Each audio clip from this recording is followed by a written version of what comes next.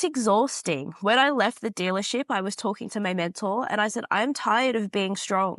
I'm tired. The job on its own is mentally challenging. If you're getting chucked new faults, new machines, you're always learning. I shouldn't have to be here and worry about being bullied, worried about sly comments, worried about, people moving my parts. All right.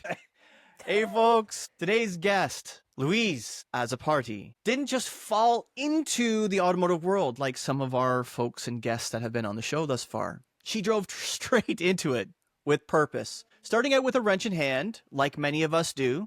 Not all of us, mind you, but like many of us do, she's quickly established herself as more than a technician. As you'll find if you look at all of her socials, her podcasts, and everything else, all of the work that she is doing online, she's an educator, a mentor, a trailblazer for women in the male-dominated field. Folks, been telling you so on a regular basis, there's 96% of mechanics are men. This woman is representing women in our field, trying to make sure that they are safe, they are secure, they are getting what they need to be as successful as they can possibly be. From the shop floor, leading workshops across the country, and I don't just mean in the US, she's doing workshops in the US as well as Australia. Her journey is a testament to what passion and perseverance and the pursuit of knowledge can become. This is the inspiring and empowering story of Louise that you get to experience today on the Wrench Turners podcast. Let's dive into her journey and find out what it's all about. Louise, thank you very much for giving us a little bit of time at this very early hour for you in the morning. Yes, no, that's all good. Thanks for having me on. You're very welcome. You're very welcome. And thank you for giving us your time, especially this hour. Like anybody, I'm not a morning person. So anybody that's willing to give up this time of day in respect for you, if you're willing to give up this time of day for somebody else, I have to give you all of the credit, everything that I can possibly give you to say thank you. Just as much gratitude as I can give. So yeah, that's it. And for reference, it's 5 a.m. I don't think we dropped that yet, but it is 5 a.m. in Australia when we are recording this. 5 a.m. I don't like seeing 5 a.m. I don't think I've ever liked seeing 5 a.m. My son, on the other hand, does. He likes to see 5 a.m., 5:30, and it's nothing like having an 11-year-old in your face at 5 a.m. in the morning, but I digress. So, Louise, let's tuck into this right away. What got you into the trade? For me, the school pathway was not for me. The sitting at a desk, that was out. The school system in Australia, for those who don't know, is we have our primary school, which goes up to year 6, which is when you're about 11 or 12 years old. And then you've got high school, and then you've got senior high school. So high school is year 7 to 10, and usually you finish year 10 at around 15 or 16. Then you can opt into 2 years of senior high school, year 11 and 12, and then from there you can go on to university, is the typical path. The point at year 10, you can decide whether or not you want to go to senior school. You can enter into the workforce, you can do an apprenticeship, do a traineeship. So around that point, you're 15 or 16. When I was in year 7, so when I first entered high school, I was like, yeah, no, this is not for me. This sitting at a desk, this learning things that I wasn't interested about. I was like, this is not for me. My parents have their own business. They grow tomatoes in greenhouse, so they're local producers. And we lived on the farm, and I was like, can I leave now? In year 7 when I was 12, I was like, can I opt out of this now? And they're like, no, go to year 10, get an apprenticeship. Then you can go. I really wanted to go back onto the farm, but they were like, no, we want you to get some outside experience first, and then you can come back later. So I was like, awesome. Okay, an apprenticeship, end of year 10. I was trying to work out what I wanted to do. And I also used to ride and race motorbikes with my family. So I was like, cool, motorcycle mechanic sounds good. And I was always with my dad, fixing machines, fixing whatever needed to be fixed on the farm. We did it. So from there, I was like, okay, motorcycle mechanic. I started doing work experience. So in my school holidays, I would go to a workshop, work a week there for free. They would give me a bit of a review. I would ask them if they had a position available. The motorcycle workshops that I worked at, they didn't have any positions available. They took me on for the work experience, gave me the review so then I could add that to my resume, to my experience. Then I went to a careers expo. So a whole bunch of businesses that had apprenticeships, jobs available, pretty much in a big hall advertising their positions. And I met Sarah there. Sarah at the time was a first-year heavy vehicle mechanic. And I hadn't really considered heavy vehicle up until that point, but... And just to clarify, because might be many episodes ago, I can't remember how far back it was, but we had a gentleman from the UK on, and in the UK, there's a couple different words, and here in Canada and the US there's a couple different words. So to make sure that we're clarifying a little bit for those who don't necessarily know, in the UK, HGV is kind of that heavy vehicle. In Canada, we just call it truck and coach, and we've called it truck and coach for a very long time. And in the US, it seems to be it's just heavy duty. Now, is that the same thing? Because there's also equipment mechanic, and there's also, I think most of the planet calls it agricultural heavy equipment. That becomes a whole different thing as well. And then there's another word for it. In Canada, we also call it off-highway. So anything that's usually mining equipment of some description. So where is heavy equipment for you in Australia? Yeah, so for me, I use heavy equipment because I've got a dual qualification. I ended up with what we call heavy commercial. So your commercial trucks on highway. So all your semis and stuff like that come under heavy commercial. Then we have mobile plant, which is your construction and mining equipment. And then we have agriculture. Then we have marine on top of that. So I call myself heavy vehicle because I'm heavy commercial qualified and also mobile plant qualified now. But my original qualification was heavy commercial on highway diesel trucks. Okay. Interesting. Yeah. Interesting. I just wanted to clarify that because there is so many, this is part of our issues in transportation. Any mobile repair, anything that moves, repair, there are so many different words for it. Forget about the different languages, because Australia, Canada, US, and UK, we all speak English, and somehow we still come up with different words for the same bloody thing. So let's maybe simplify this, like, countries. Everybody that's listening, because I have listeners and watchers from all 4 countries. Actually, I have more than that, but that doesn't matter. All 4 countries, English speaking as a primary language countries, and we all say different words for the same thing in terms of mechanics, just our trade. So let's maybe try and simplify that a little bit. So you met Sarah, heavy equipment, and what happened then? Yeah, so just for a little bit of context for that meeting, why it was so important is I had been walking through the Careers Expo with my parents, and I had been looking for a motorcycle mechanic apprenticeship. And I had one group of people, well, 2 guys sitting at a desk was like, we wouldn't want our daughters working at this workshop. We wouldn't suggest it for you. And I later found out that a male apprentice had been sexually harassed at that workshop. So I got out of that one. But then the second conversation I had, this guy lectured me and my dad about how I was too small to be a motorcycle mechanic, that I couldn't push the bikes around, which meant I couldn't work on them. And he was like, nah, you can't do it, for about 10 minutes. And I was like so disheartened. Like at the time I was freshly 15. I was like, why are we even here? What is even the point of this? And then I met Sarah. So after being told I was too small, I couldn't do it, I met Sarah, who was the same height. Yeah, for motorcycles, because I couldn't move them around, which I could, by the way, because I used to ride and race anyway. But I met Sarah. Sarah was the same height as me. She was the same build as me. And she was a heavy vehicle mechanic. She was an on-highway truck mechanic, first-year apprentice in that moment. And she was like, just come and do work experience at our work. And pretty much the rest was history. I went and I did the work experience. Well, I didn't think I was going to get the job because in Australia, you get your license. You can drive on your own when you're 17. And they wanted people a little bit more mature with their license. That's what they were telling me. So I applied for the job and I didn't think anything of it. They called me in for an interview. Still was like, guys, you're just going through the motions. You said you wanted someone older. And then I ended up getting the position anyway.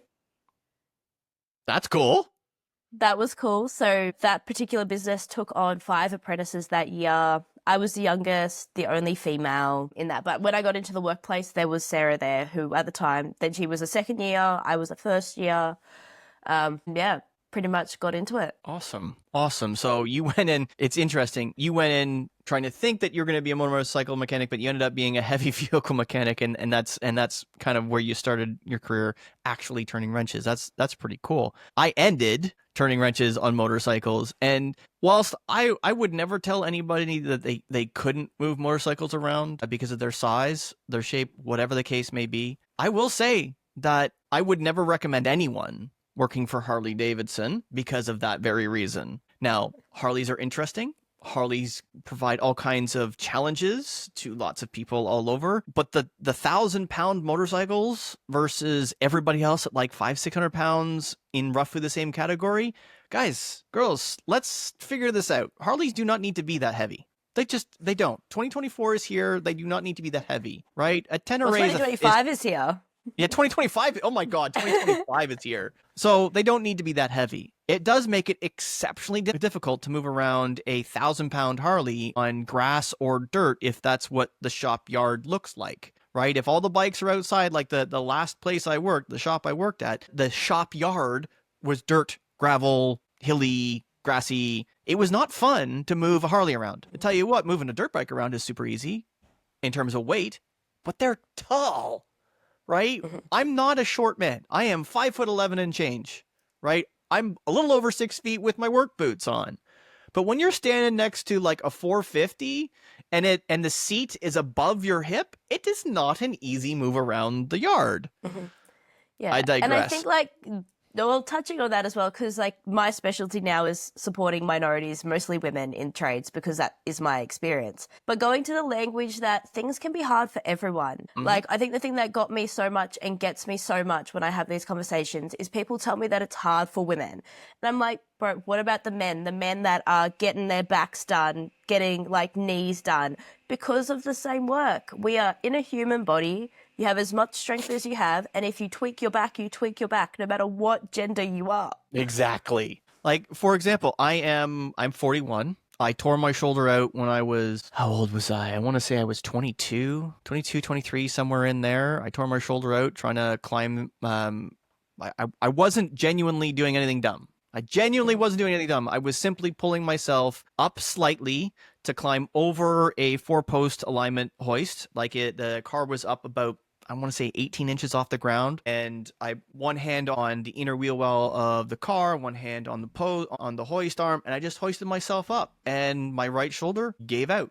completely gave out. I fell down, hit my head, but my head's thick. We're good in that capacity, but I tore my shoulder out at like 22, 23, something like that. Had to have rotator cuff surgery. Right. And I, to this day, live with that injury. I've had both of my knees done, ACLs on both knees. I had my meniscus done on the left on top of everything else. I had to pull muscle out of my hamstrings on both sides to rebuild my ACL. I've got more concussions than I can count. I've got steel in my head. I've got steel in my arm from broken tools. I've got, a bad back. I've got bad arms. I've got a bad wrist. I've got arthritis in my thumbs. The list, I'm 40. I stopped, there is a significant amount of time in the last 20 plus years where I've been in automotive where I haven't been wrenching, and I still have all of that. So it doesn't matter size, shape, gender, doesn't matter. It doesn't matter. This is a hard life to live. This is a hard trade to be successful in physically. So whilst I wouldn't say anyone shouldn't try to be a mechanic,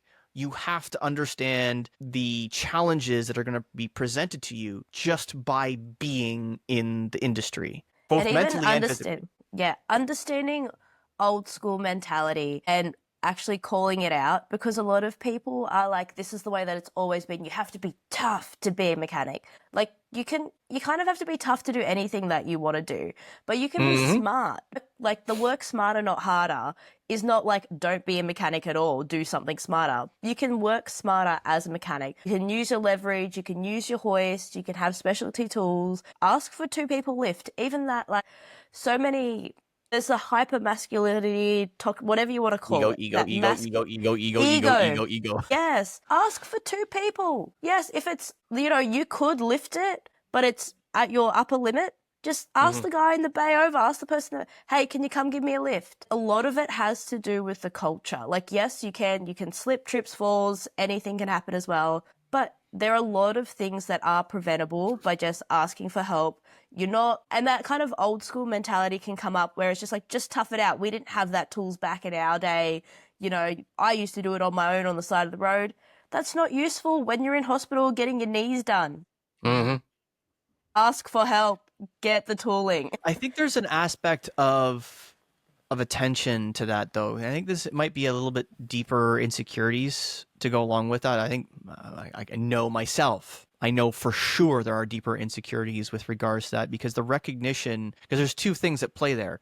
And I don't think it just is just gender-based, because I think I would suggest I think any women that, exactly, because ego to the second thing is like getting attention for something. So if I power lift a transfer case up on my own when I could have asked for help, that's I am strong. And it doesn't matter, man or woman. It doesn't matter. I get the recognition because I can tell my best mates, my bay mates, my best mates, my friend, my spouse, hey, I did this. Awesome. In 10 years, when I have to have my back done or my shoulders done because I did stupid things like that repeatedly, well, my back hurts because I was a hero. Well, were you actually a hero or were you just being dumb? You were being dumb. But now you get the attention because you were being dumb. And you got the attention for being the hero back then. So we have to be mindful that hero mentality of I can fix anything, I can lift anything, I can do anything isn't healthy for just about anybody. Yeah, right. That's it. It's life in general. Like, yes, we see it a lot in like the mechanical, automotive, whatever side of that. You can lift heavy stuff. In any occupation where you have that, where it's like you can be seen as tough by pushing your body to its limits, it causes damage. At the time, you might not think. Even I've been doing a bit of work in the transport industry and just creating videos about 3 points of contact. It's getting down the ladder, not jumping off things, like all of these things that either time savers or ego boosters. When you're lying there in a hospital bed or when you're struggling to get out of your actual bed because of all of these things, was it worth it? Not really. Not really. So you've gotten in, you've got somebody who helped you in and made your eyes open to heavy vehicle. Did you go into a dealership first for a heavy vehicle? Did you go in a small shop for how did that first year, what did that first year look like? Yeah, so that first year, I was 15. This was in 2012, just for a timestamp reference for everyone following the journey. I went into a dealership, which was, everything has its pros and cons. I did go into a smaller business after I completed my apprenticeship, so I have had both experiences and have looked at the pros and cons. But the dealership was great for me. Being that smaller build, there were men that were the same build as me, actually, in the business as well. We had the tooling available. 90% of the tooling was available to make things easier for everyone, which was so good. Not something that I didn't realize at the time, but now looking back, like that was all there. Went into my first year, 15. I loved the trade. I loved the knowledge. I'm not a car nut. I'm not obsessed with a brand, the Caterpillar bleeds yellow. Like I'm like, whatever, guys, you do you. I like the systems. I like the science behind it. I like to know, the chemical reaction in the engine and how do you get more and how does the system work? Why is this stationary piece of metal now moving forward? All those kind of things. That's what interests me. And I was an engine specialist, so the company that I worked for just produced engines. So we would have the whole truck come in, but we would just work on the engine. Sometimes we would grease the whole truck, but during my apprenticeship, we just worked on the engines. And I loved it. From a technical side, I really enjoyed it. I ended up actually doing my first 6 months in our rail rebuild section. So half the workshop had trucks driving in. The other half had rail carts, the diesel engines on rail carts come in. We will clean them, disassemble them and rebuild them. And it was kind of train is a fairly big thing in Australia. Like, you guys do both train and, if I understand correctly, because I've seen it a couple of times now, your heavy truck, your semis, you have train versions of those things there because there's such a vast, the distance that they have to cover is vast. So making multiple trips just isn't fuel efficient. It makes more sense to have a lot heavier duty truck and pull a whole lot more at once. So and also your trains, because of the distance they're covering from one side of the country to the other kind of deal, they are long and there is still lots of train happening. There's not nearly as much train here in Canada as there used to be. Like, a lot of the rail has been pulled out. So I would imagine that that's still a fairly viable, very big business there, yes? Yeah, it is. There's a lot of coal plants and stuff like that have railways coming through them because they will go to the railway will go to the coal mine, and then that train will then go to the coal plant straight away. And even in the farming circuit as well, with like sugarcane and stuff like that, they have a rail system that goes through the farm to the sugarcane processing plant, and then also those big distances across the country. A lot of them are either train or we've got the road trains. Typically they might be out, like the biggest they typically pull is about 6 trailers. So they'll do the highway run with the 6 trailers, meet up with a few other, like the tractors, the truck, and then separate the trailers. And through the cities, like doubles are the most that like typically will go through the cities. But yeah, I know in a lot of other countries, they only pull singles. And I heard, so the company that I worked for, we would do testing and stuff on the newer stuff before it was actually released in Australia. Oh. And out of every machine, if a country would break it, Australia would break it, because pretty much we would push it to its absolute limits. Yes. That's what I hear and I understand. So when you say doubles, are you talking about 250-footers? Or are you talking about longer? Are you talking about shorter? Because I know that the doubles here in Canada, I think, are typically shorter. I don't think they're 50s. Somebody please correct me if I'm wrong, but I think they've shortened them to 40, so that the max length is 80 on trailer, give or take. But if you're talking about road trains that are like 6 deep, it doesn't really matter which each section is long, how long each section is, because that's long and heavy. I'm not 100% sure on the measurements, but yeah, they get pretty long. Cool. So you're working on those. You're working on rail engines. You're working on heavy engines, and you've done a lot of engine work. How did that work with your apprenticeship? Because I know that in the States, there isn't really a regulation for apprenticeship, period. Here in Canada, there is. The regulation is more, there's a regulation for just about everything. There isn't for power sports, which is kind of asinine. There is for marine. There is for motorcycle. There is for automotive, obviously, heavy truck coach and things of that nature. But they break it down to also things like hydraulic brakes or air brakes. Do you have those kinds of certifications? And how does that work for your apprenticeship? Because you were mostly working on engines. Were you able to get a mechanic license because you were only working on engines, or how did that work? Yeah, so I ended up getting like the full truck qualification, the heavy commercial qualification, we call it over here. So here our apprenticeships are 4 years. 3 years we go to college. Our main college here is TAFE. So you'd probably, if you speak to an Australian who's done their training, they'll say, I went to TAFE, which is our main college here.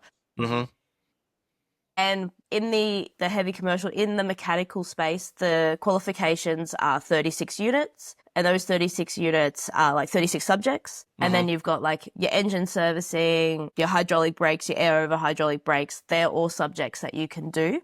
And there is, so you do 36 subjects to get your apprenticeship. The main reason I know about this is because I went into the training and assessment space. A lot of people would just sign up for the qualification, do the 36 subjects that their college offers. But there is flexibility in those 36 subjects. There's about 100 that you could pick from to create that 36. So then different colleges can specialize to, say if they're working on more agriculture or they're working on newer or older, they can mix and match those subjects to get what they need to specialize. But the student will rock up, sign up for that course, the heavy commercial, and they will get the 36 subjects that they've agreed upon, which is, yeah, you've got your whole end-to-end vehicle in that. That's really cool. I think there's a lot of colleges in many other countries, and especially here in Canada, that could take note to that fact, get a little bit more, maybe make it complicated, because that would definitely make it more complicated. But I think if you were able to put a student in a college and tell them that you don't have to just work on cars. Right. This series of courses means that you could specialize in cars, but you could also get the appropriate education to also work on truck and coach. You could have the appropriate education to perhaps just do the air over hydraulics, like you suggest, or also make sure that you can work on on agricultural stuff. If we give potential students the potential opportunities to work on more than just cars instead of having to go back to school, perhaps that's a way to start putting people back in the seats. Because I know myself, when I did the first round of motorcycle training at college, now 2 years ago, give or take, there were 20 people registered for the orientation. I don't know how many actual showed up, but there were 20 people registered for the orientation to show up on day one. When I get there on day one, there were 12 people on day one. And on day two, there were 8. So we went from 20 to 12 to 8, basically in a week for one course, and it's only offered once a year. So when you're talking about an area like I live in, where there is 3 colleges in all of Ontario that run the motorcycle course, and all of them only run it once a year, so you effectively have 3 classes to fit 60 people, and there was only 30 people combined in all 3 for an entire year. That tells you something about not just motorcycle, but mechanics in general, because as I walk out of the mechanics class, down the hall is the automotive class, and the automotive class is just as empty. So I don't know what it's like in Australia. I don't know whether the registrations are as high or as low as they are here, but I think probably it's as low. And we got to do a service to the industry as leaders in the industry to figure out a way to make sure that young folks know that it's a good trade to come into and give them opportunities rather than go, no, you're going to go to school for cars and you can only work on cars. That doesn't seem like a really good thing to tell these young people, does it? No. All right, wrench turners, you know I'm all about keeping things running smooth, whether it's an engine or my beard. That's why I use the Bearded Brotherhood. Their beard oils, balms, and mustache waxes are made with all natural ingredients. No junk, just top-tier quality that keeps my beard looking sharp and feeling great. And their scents are next level, whether it's their best-selling Woodsman or my personal favorite, Barbershop. The Bearded Brotherhood keeps me smelling fresh, and my beard stays soft all day. If you take your beard game seriously, you've got to check them out. And because you're part of the Wrench Turners podcast crew, I got you covered. Use code WRENCH15 at checkout for 15% off every time you order. Hit up thebeardedbrotherhood.co, grab your gear, and join the Brotherhood. Trust me, your beard will thank you. Now back to today's episode. And I think in Australia, so like I said, we got the 36 subjects, like rules that make it a heavy commercial versus mobile plant versus automotive. But these subjects are interchangeable, so you can kind of stack the qualifications quite easily. Because say if you do we call it light vehicle, the automotive cars, a lot of those subjects can cross over into the heavy commercial. Obviously, you don't have like hydraulic, like air brakes and stuff like that in cars, and you might not have done diesel subjects if you've done cars, depending on how they mix their qualification. So you can actually stack, you go over to the heavy commercial, you kind of do a crossover, like, yep, in your light vehicle you did this, this, this, and this. So instead of doing a whole 36 subjects, you actually only need 10 to then complete the heavy commercial qualification. So you can then do what we call a trade upgrade or a trade conversion and complete the subjects that you need to then have that heavy commercial. Same with, we got auto electrical as well. Do you have auto electricians? No, when you're a mechanic, automotive mechanic, you're an automotive mechanic. You'd work on everything. Everything, Exceptions now, I'm sure, are coming down the pipe for EV and all electric, potentially having something in there. I know the curriculums suck in terms of providing information, access, and understanding to EVs. I know that the manufacturers are having to do it mostly themselves, and as good as it is, it's not nearly good enough. In my opinion, I know that Stefan, if he's listening and watching the show, Stefan is probably as educated as you can be in EV for Audi. We have Richard, who's probably as educated as you can be for EV for GM. Same goes with, I think, Russell, is also heavily educated in EVs for GM. But the information is hard to come by, especially with the constant change and evolutions that they're making on a regular basis. Because it is electrical, you can make a lot of changes quickly. But I think from an engineering to mechanic relationship, it's not being disseminated well enough to spread the knowledge wisely enough to those who need it, right? I understand that it's quite difficult to get access to the information that they need to be as successful as they want to be with repairs, whether it's pre-post delivery of vehicle, whatever the case may be. But we don't have electric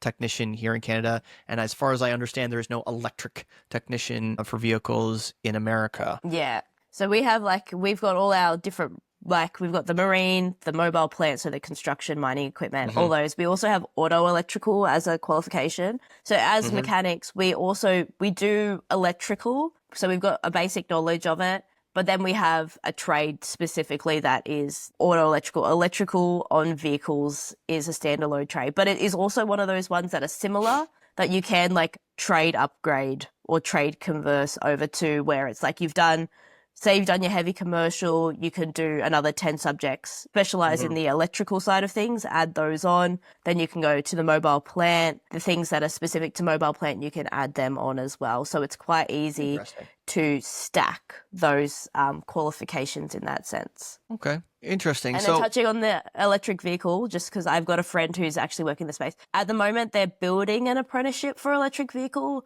but also it is very manufacturer-led at the moment. But they have built some subjects, so people who are qualified as mechanics can also stack the few electrical subjects, the electric vehicle subjects that there are being built. They're currently stacking them onto the qualification. Interesting. That's definitely going to be something that needs to be transitioned into in the coming years. I don't see EV being as big as they initially anticipated it in the time frame that they see it being big. It is coming. It's coming in a big I think way. it all depends on infrastructure as well. Yeah, it's There's not things because yeah. that's the limiting factor, right? That you've got two things that are actually probably three things, but two things for sure that are limiting factor. You've got the infrastructure is number one, because if you can't charge them, it doesn't matter. And two, actual battery, because there's not going to be any difficulty for motors. Motors are going to get smaller and smaller and smaller. Look at the Koenigsegg's. Like Christian is made some really crazy stuff, really, really, really small. So I don't think motors and anything to do with the electrical componentry in the car is going to be a problem. It's just going to be batteries. Batteries have always been the challenge. Full across the board is always the challenge, right? You're talking about fuel, whether it's good for the atmosphere or not. Fuel has been an issue. Trying to figure out where to get it from, how to get it from, that was one of the major difficulties in the first place. Secondly, you're talking about alternative fuels. You think about hydrogen. Hydrogen is a scary word because of the Hindenburg, right? Amongst many other things. It's a scary fuel. You can't do with hydrogen like you can do with fuel in the same way. You can't. Our efficiencies with hydrogen is not the same as it is fuel. Now that we have the ability to effectively run ICE vehicles with hydrogen, that changes the dynamic a little bit. Means that we don't have to change a lot of things to run hydrogen, but again, fuel range is a problem. Same thing with batteries. The difference being with batteries, now that we're getting up there in range, what we're having difficulty is actually making batteries, right? That is a limited resource, period, across the board. So how do we make batteries that are not a limited resource, or be able to recycle to like 99% of the original capability right off the rip? When we figure out how to do that, things will just...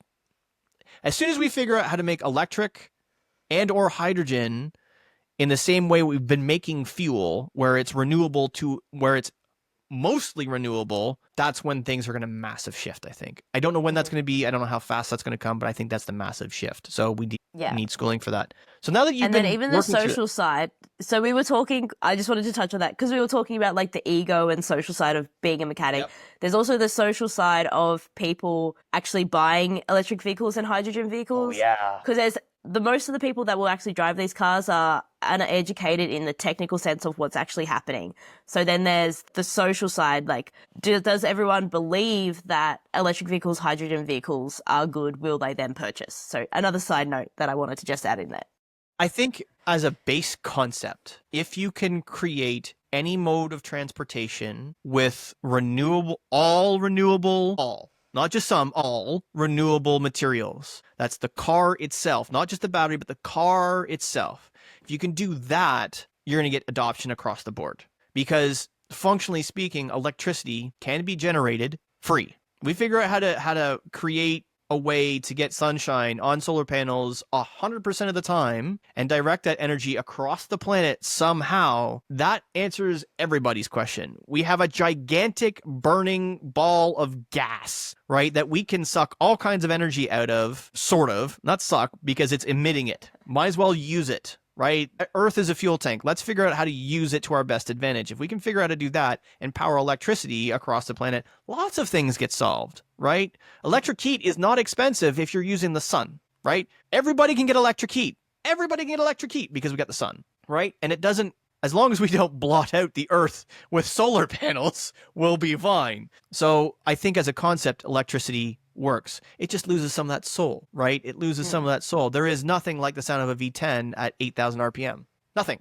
Like you can't replicate. There is no electric car on the planet. I don't care how fast, how cornering, how safe I don't care. There is something that hits you in your soul when you're going down the road. You can't replicate that in an electric car. I'm sorry. That's soul. So you've been working for a while. Then you got into heavy equipment.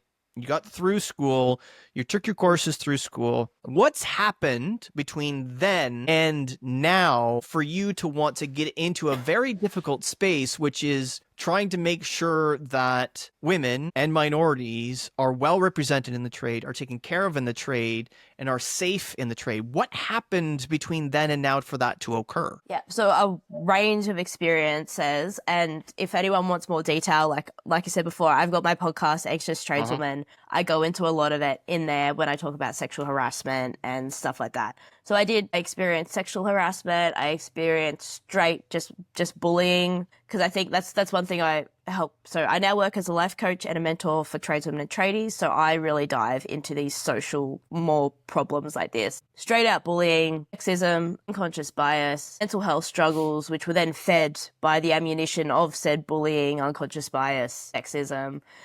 Poor social decisions, being a 15-year-old 15-year-old female amongst a lot of men were, I know they say not all men, but there are some men that were then enabled by the ignoring of others to then try and take advantage of me. I was lucky to get through that. But yeah, people did try and take advantage of me being a young female in that space. And then that then fed into some of my mental health struggles. So over the time I went through that. After working at the business I did my apprenticeship at, so at the dealership, I went and worked in more of an agriculture space for a small business that was like a father and a son. And then I was in there, which was amazing. But then unfortunately I wasn't working with them, but the boss got diagnosed with cancer and later on ended up passing away. So I had that experience as well. So I had all of these experiences. And then I also competed in the WorldSkills competition.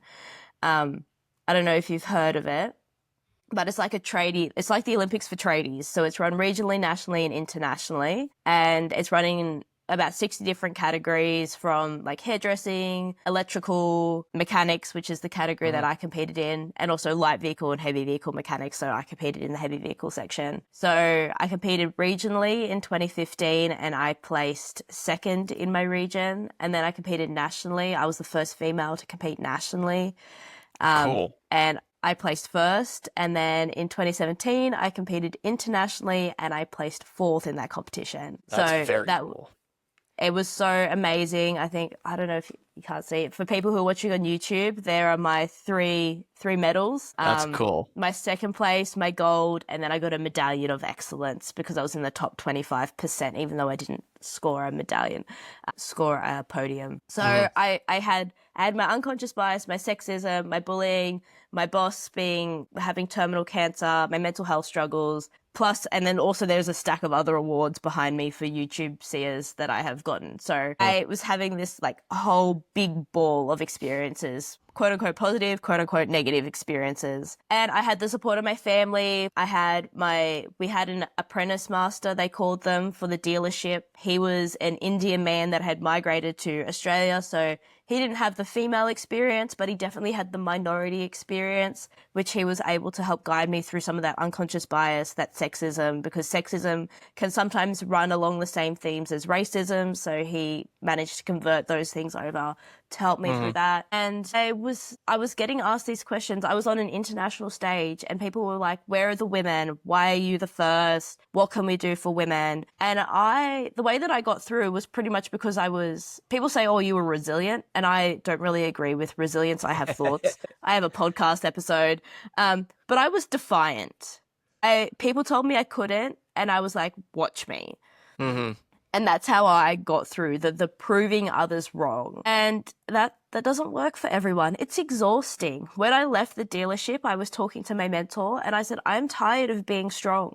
I'm tired of having, I have my passion for the job. The job on its own is mentally challenging. If you're getting chucked new faults, new machines, you're always learning. I shouldn't have to be here and worry about being bullied, worried about sly comments, worried about, people moving my parts, looks from different people, backstories from issues that had happened years ago. I don't want to be strong. I just want to be. I want to exist here. And that's something that we've talked about a lot on the show, especially on the 10 Mil Mastery podcast and all of the recordings we've done as a panel, on how a lot of things have been done for a long time. And many of them, I think, still need to be done in some capacity, because there is going to be some form of hazing to a certain degree in any shop, I think, anywhere. I don't think as much anymore. It will be to a certain perspective. Again, I try to surround myself with 1%ers, so I'm going to be less likely to find that, especially because I had family who taught me at least some basic skills on how to find those around me to a certain degree. So it's going to be less likely for me to have found it in the first place. So there is that bit of privilege in that regard. But at the same time, the fundamentals of some of the things you're discussing up to a point, I think, are necessary. So the bullying, there's a line personally, I think there's a line, because men and women, as far as I understand, again, I don't have the female experience to speak to, but from my experience, the people I care the most about, the people that care the most about me, are the harshest critics and are the biggest insult givers known to God and man. They will go up one side and down the other with the most lethal of insults and bullying and so on and so forth. But in the next breath, they're helping you pull a transmission out. On the next breath, they're like, you're struggling with something, like shoulder deep in something, and you're like, they're going to come over and say, hey, can I give you a hand? Right? There's a level of, maybe hazing's the right word, I don't know, but I guess it's maybe testing the waters of, can I trust you? Can I poke the bear? What level can I poke the bear to get a rise out of you, because I want to see you smile and I want to smile, not at your expense necessarily, but what can I do? What kind of relationship are we going to have? There's going to be a level of that. And I think that's everywhere. There's going to be a certain level of that. But I think what we do need to understand, that not everyone responds to that, period. Some people don't respond to that at all. Some people respond to that really well. And I think we need to stop assuming that everybody should respond to that. We need to start, I think we maybe remove should and start being more empathetic and a little bit slower and a little bit more patience, a little more patient with our communication in that style, so that folks like yourself, instead of feeling like you're being bullied, because more than likely it was, and more than likely that was the full gamut, but there are those out there that, and my son included, and myself included, maybe we are labeling some of that stuff too harshly, or we're not labeling it harshly enough. But the fact that you and I are having that conversation, and you're bringing it up, and I'm bringing it up, and I bring it up on a regular basis, we need to talk about it more. We need to talk about it more. Yeah, that's it. I think that's the power of the mentors and the community. Yes. It's like, I become a life coach and a mentor. I started my podcast to have these conversations, to give people even with the podcast, it's like, okay, if someone's not there to talk to, you can chuck on the podcast and get some explanation of what could be happening. But if there's no one for them to debrief this stuff about with, then it just stays in their head. Like, objective for me personally, people too. Yes, right? objective people Your who care. objective for them, right? Because that's one of the things that comes up regularly in these conversations, is that people don't want to bring it up because they don't have anybody that's going to be objective with them. I don't, like, if somebody comes up to me or to you, like, people reach out to you probably the same way they reach out to me from time to time. It's like, hey, what do you think about this? Well, they're asking me because I have no bearing on their life, right? What I say, I'm not going to somehow be in their life. I'm not going to be in their shop tomorrow blabbing about what they just said and giving them all kinds of anxiety because they just shared something intimate with me to try and get help on. That's the objective part of the coaching, the life coaching, right? Yeah, that's it. And having that, like, I've got like an opinions filter that I encourage people to put in. Like, do they care about you? Do you respect them? Like, you know, do you respect them? Do they pay you? Like, things to take information in. You know, sometimes your disgruntled coworker is not the best person to take opinions or advice from. But yes, that's another thing.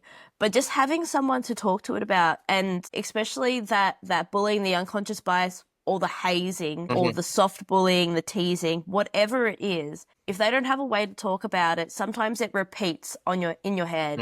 And with the mental health stuff going on in the world at the moment, with either the rise of it or the rise of talking about and acknowledging it, it feeds that. A lot of my mental health struggles were fed, like, they could have laid dormant and I would have just been a slightly anxious person, whatever, but it had ammunition from what external people were saying to me. And whether they said it to me once, every day, my brain was saying it to me multiple times a day, which then is what led to some of the mental health challenges that I had. Right, because people repeat what you recognize them for, and that includes yourself, right?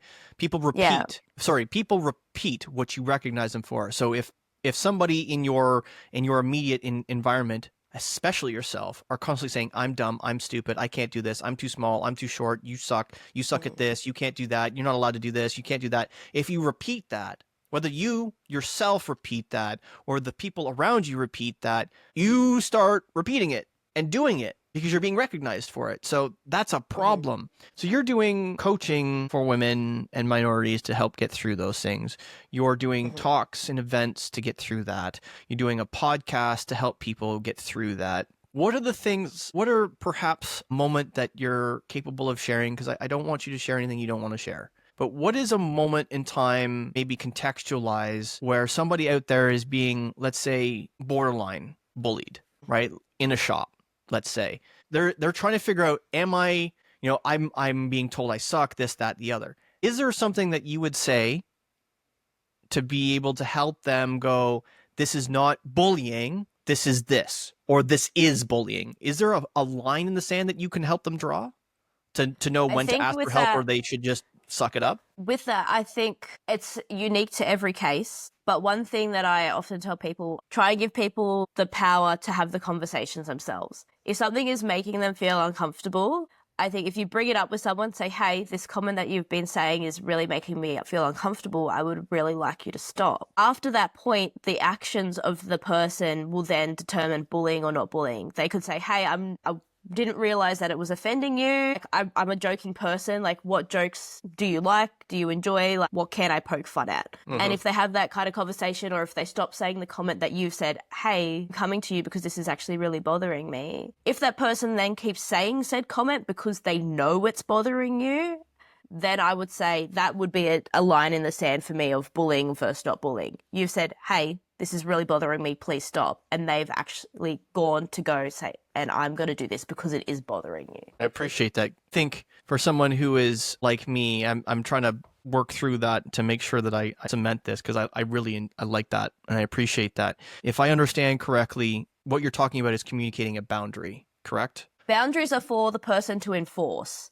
Mm-hmm. With the coaching, I want to give the girls, I'm going to refer to the girls, but the people, the power to look after themselves. I do not expect the industry to change overnight. I do not expect society to change overnight. But if I can give people the tools for them to do what they need to feel safe. If they need to, ask for what they need, tell people that they're bothering them, protect their own mental health, stop those negative thought spirals, the things that they can do within themselves. Mm-hmm. Because yes, like you said, there's the hazing, there's the teasing, the joking, all that kind of thing. But everyone has a different opinion. Each of those words, bullying, teasing, hazing, everyone has their own meaning of that. Mm-hmm. And you can't expect other people to know what your meaning is. Agreed. If someone has crossed your line in the sand, no one else can see that. That is a metaphor. It's imaginary. You can't say in your head, they've crossed the line. They're not going to know that. Yeah, it's not like there's a physical door that they have to walk through to No. Now, I will say body language is usually a pretty bloody good indicator. When you're like giving somebody the business and you're razzing them and whatever the case may be, and you see their face drop, that's usually a pretty good indication that you did, in fact, cross their line in the sand, and you should shut up and not do that again because you have crossed their line. But for, those of us who struggle with understanding body language and facial features and how that changes and how that adapts their emotional well-being and so on and so forth, understanding what someone's boundaries are in the first place would be an empathetic thing to do, especially if you are wanting to become a leader, like a lot of the technicians that listen to the show are. If you want to become a leader, these are the things that you need to take into account for your teams, both yourself in building camaraderie in your shop, as well as being someone who needs to learn how to build camaraderie, build team morale and those kinds of things. You need to be aware that these things are in fact happening, because they are. Whether you know about them or not, they are in fact happening, and you need to get better at kind of sniffing them out and seeing when and who and where and how and what's being said and so on and so forth.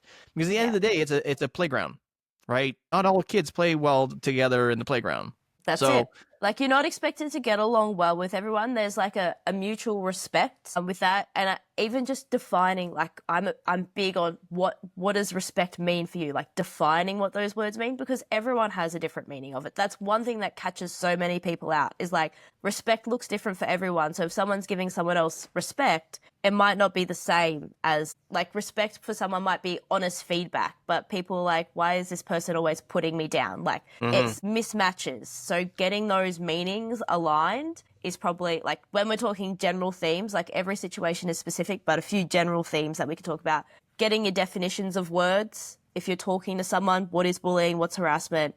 What is good feedback? Actually defining them with someone. And another concept, especially in the leadership space or stepping up into that leadership space, or if you want to bring up I know your emotional intelligence isn't quite the right word, but I've got a concept that you are 50% of every relationship you go into. Even when you say hi to someone, you are 50% of that. You are putting your 50%, the other person puts their 50%.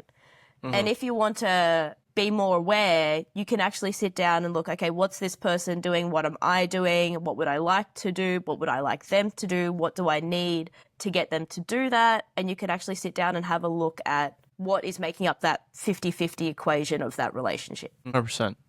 I think that leads us into our question here quite nicely, because we've talked a little about emotional quotient. We talked about emotional well-being in the shop. We've talked about, being you and going through your experiences in the shop, which obviously you had probably more challenges than most. And maybe it sounds like you probably had more challenges than even women normally do in your position. So you've come through it. You've had some struggles. You've also had some big successes along the way. You're now, coaching technicians, not just working with technicians, so on and so forth. You've done it in a very difficult industry across the board, because not only is it difficult to diagnose, but when you're working on big stuff, everything is just a bit more hard, more difficult to work with. Because when you're moving 50 pounds just to do something easy, that's a hard thing to get over, right? When you gotta do electrical repair inside a Dodge Neon and I gotta lift a 20-pound seat, that's not a big deal, right? I might have to remove trim panels, whatever, but if I gotta lift 50 pounds to do the next step, which is 50 pounds, which the next step is 50 pounds, it really, really puts a big strain up front on the body, which taxes the mental, because now you got to still do the diagnostic task after doing all of that extra physical task, right? It's a little bit different in that regard. Now, to that point, you're now many years deep into this. What would be your key piece of advice that you would give to a technician somewhere to be happier, healthier, more productive? Yeah, I always change every time someone asks me this, but my favorite one, and I'll explain it, is there is no tiger. Now, that makes no sense on its own. Anxiety is a very primal feeling, right? We have our same brain that our cavemen had, that the cavemen had. So if something happened where you would possibly be kicked out of the tribe, you wouldn't have any food, whatever, you would feel anxious, your body would flood you with adrenaline. Because if you got kicked out of the tribe, it meant you would have to run away from a tiger or some other wild animal. Sometimes we feel that feeling of anxiety with an interaction with our supervisor, with our peer, being the leader, interacting with our people. And our body floods us with adrenaline because it thinks that we're physically unsafe. Just reminding yourself that there is no tiger, I'm physically safe, calms the adrenaline, brings your logical mind back on board to then keep on going with said situation. Awesome. There is no tiger. I've never heard it phrased that way. I understand exactly what you mean, but that's a great way to phrase it. There is no tiger. Yeah. Awesome. So that leads us to the new thing that I'm doing here. Folks, and those that have been listening and watching along know what I'm going to ask next. I've been asking guests that have been on the show to ask the next guest a question. So they have no idea who the next guest is. And most of the time, I don't know who the next guest is, because sometimes it's booked 3 months, 4 months in advance. Sometimes it's booked a couple of days, much like this one was, a couple of days in advance, just to try and to make things work for schedules and so on and so forth. So I've got a question here from a previous guest. His name is Josh Arnold. And his question is, and I think we've kind of already answered it, which is really kind of cool, but I'd like you to go a little bit deeper in this if you can. His question was, how are you going to change the industry? Oh, how am I going to change the industry? I am going to give people the tools to create change in their world. Yeah. Oh, clear, succinct, impactful, and you're already doing it. You've got all of these tools and so on and so forth that you're already utilizing, the resources you're publishing, the events you're speaking at, and the people you're speaking to. Sounds like you're already making an impact in that regard. So I really appreciate you and your efforts in that regard. Now that that's the case, you get to ask the next guest a question. What's your question for them? I was thinking maybe not too industry based, but what do you do to calm anxiety? What do you do to calm anxiety? Okay, I'll get that down there. Awesome. Well, what is it? Where is it? How is it that folks can find you? The website, socials, what events are you speaking at? What's coming up for you? Yeah, so my main social platforms is my Instagram, Louise Azzopardi Coaching. So feel free to follow me there. I'm Louise Azzopardi on all other platforms, on LinkedIn, on Facebook. I've got my podcast. My podcast is called Anxious Tradeswoman. So you can listen to any of the things that we've touched on and so many more on that podcast. Events, I have a few in the pipeline, but I'll be sharing them on my socials as well. So if you want to follow along there. Awesome. Thank you again, Louise, for giving us a little time. I really appreciate you. Thank you very much for sharing a little bit of your story, and some insights. I think it's those life experiences, shared life experiences at mechanics that bring us closer together, get us better understand who we are as mechanics and how we can better improve ourselves and the industry. So thank you very much for giving us a little bit of your time. Thank you for having me. Marvelous. And folks, I think that's the end of another episode of the Wrench Turners podcast. I really hope you enjoyed it, so much so that you hit that like button. Make sure to hit that like button. Make sure to hit that subscribe button too. It really helps the show. Really appreciate it.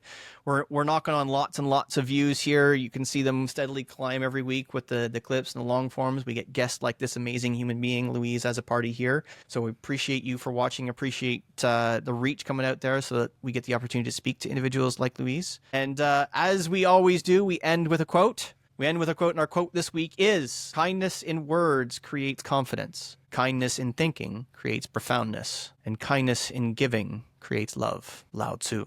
Remember, folks, negative pushes, positive pulls, and always clean your toys before you put them away.